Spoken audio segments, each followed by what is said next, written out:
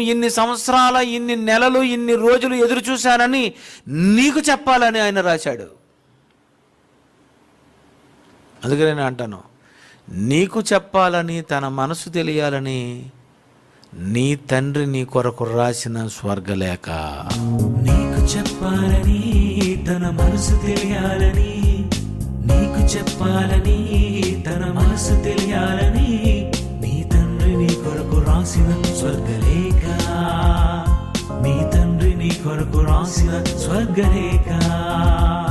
నీ తండ్రి నీ కొరకు రాసిన స్వర్గలేఖ. నీ తండ్రి నీ కొరకు రాసిన స్వర్గలేఖ. అప్పుడప్పుడు కొన్ని మాటలు మీకు చెప్తుంటాను, అవి మీకు అర్థమైనా అర్థం అవ్వకపోయినా. ప్రియమైన దేవుని పిల్లరా, ఇన్ని సంవత్సరాలు దేవుడు ఎదురు చూశాడా? ఇన్ని సంవత్సరాలు దేవుడు